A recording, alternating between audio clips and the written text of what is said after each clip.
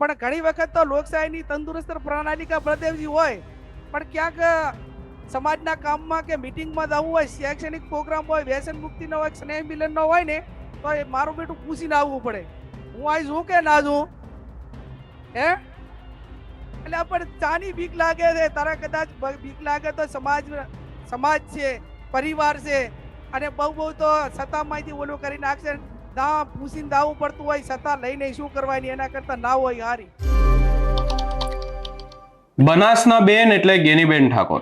ગેનીબેન ઠાકોર આપણને અનેકવાર જાહેર મંચ પરથી અનેક નેતાઓના મુદ્દે બોલતા જોવા મળે છે, આકરા પ્રહાર કરતા જોવા મળે છે.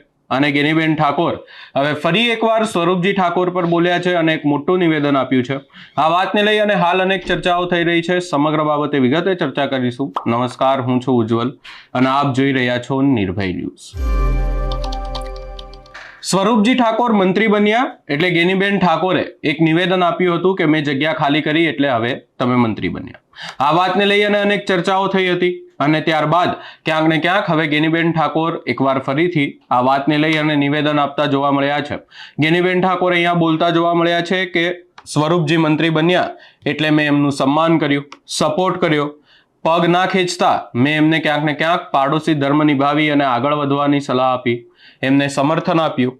પરંતુ ક્યાંક ને ક્યાંક જ્યારે ઠાકોર સમાજના કોઈ પણ સમારોહ હોય છે એની અંદર સ્વરૂપજી ઠાકોરને હવે પાર્ટીને પૂછીને આવવું પડે છે, એવું ક્યાંક ને ક્યાંક આડકતરી રીતે ગેનીબેન ઠાકોર બોલતા જોવા મળ્યા.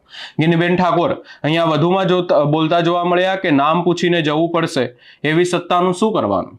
ક્યાંક ને ક્યાંક સમાજના કાર્યક્રમોમાં ભાગ લેવાનો હોય, સમાજના કાર્યક્રમોમાં તમામ નેતાઓ આવતા હોય છે, કોઈ પણ પાર્ટી વિશે અહીંયા બોલવામાં નથી આવતું. કોઈ પણ પાર્ટી હોય, તમામ પાર્ટીના નેતાઓ સમાજના કામ માટે જતા હોય છે. પરંતુ ક્યાંક ને ક્યાંક અહીંયા વધુમાં ગેનીબેન ઠાકોર દ્વારા એવું કહેવામાં આવ્યું કે એક સમય હતો જ્યારે મુખ્યમંત્રીને બધા જ આવતા હતા, પરંતુ હવે ક્યાંક ને ક્યાંક પૂછવું પડે છે. આખા સમાજની વાત થાય તો સમાજમાં બધા એક થઈને આવવું પડે. ખુરશી તો આવવાની, કઈ ખુરશી મળે કે ના મળે, ખુરશી આવવા જવાની એવી વાતો પણ કરતા જોવા મળ્યા. વધુમાં ગેનીબેન ઠાકોર તેમના ચાલુ જ ભાષણમાં ક્યાંક ને ક્યાંક લોકોને ખુરશી ના મળતા પણ બોલતા જોવા મળ્યા કે અહીંયા તો ક્યાંય કોઈ જગ્યાએ ખુરશી મળે કે ના મળે, પણ અહીંયા આપણા સમાજના કાર્યક્રમોમાં તો આ લોકોને ખુરશી આપો. એટલે કે ગેનીબેન ઠાકોરનો આ રૂપ ફરી એકવાર જોવા મળ્યો. વધુમાં ગેનીબેન ઠાકોરે શું કહ્યું, સૌપ્રથમ એ સાંભળી લઈએ. ચાહે અત્યારે સમાજને એક કરવા માટેનો હોય, મને જ્યારે સ્વરૂપજી મંત્રી બન્યા એ ટાઈમે અમે સન્માન કર્યું, એટલે બધા મીડિયાના બધાના ફોન આવ્યા કે બેન આની અંદર શું છે. મેં કીધું બધા ભાષણ કરે છે કે એક આગળ જતો હોય ને તો એને મદદ કરજો, એનો પગ ના ખેંચતા. એટલે કીધું શરૂઆત અમે અહીંથી કરી છે.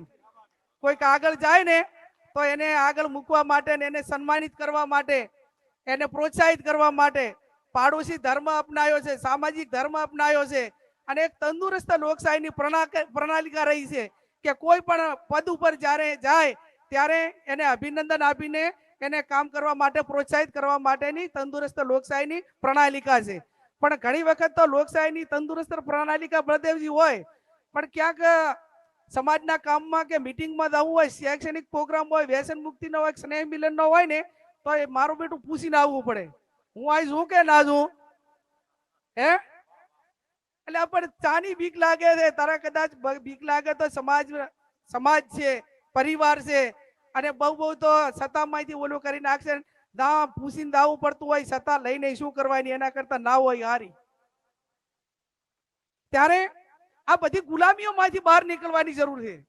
અને રાજકીય તમને મળશે તો સમયને સંજોગે, આજે સમયને સંજોગે મળે, સમાજનું સંગઠન હોય તો મળે, તમારો પુરુષાર્થ હોય તો તમને મળે, અને ક્યાંક હાલામાં ના હમાતું હોય ને તમારા ઉપર કોઈ રાજી નથી, પણ ચાહે મેળ કે હવે આ સંખ્યાના બળે આટલું હાસવું પડે ને તો એટલા પૂરતું. બાકી એક સમય હતો મુખ્યમંત્રીથી કરીને કેબિનેટ મંત્રીઓ હતા, અને અત્યારે મીટિંગમાં પૂછીને દાવું પડતું હોય તો એનાથી હવે આનાથી તો બીજો આ વર્તમાનની સમય છે એ ગુલામીનો, એનાથી વધારતો સમય બીજો કોઈ આવવાનો નથી. આ કોઈ રાજકીય સ્ટેજ નથી, મારે કોઈ રાજકીય વાત નથી કરવી, પણ એટલું કહું કે સમાજના કામમાં, શિક્ષણના કામમાં, સમાજના સુધારા માટે એ કોઈની રજા લેવાની નથી. સદારામ બાપુ, દોલતરામ બાપુ અને આગેવાનો જ્યારે એક થતા હોય અને એ ટાઈમે સમાજ માટેની વાત થતી હોય તો સમાજના છો એટાણે સમાજમાં બે ધડક થઈને આવજો.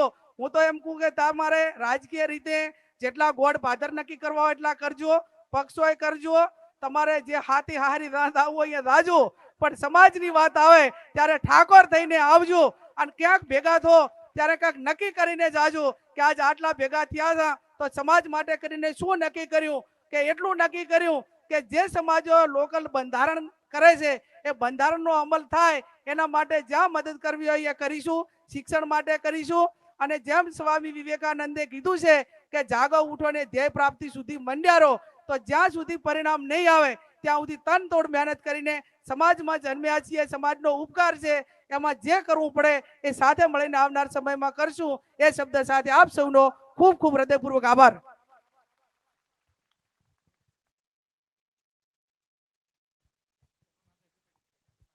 હાલો.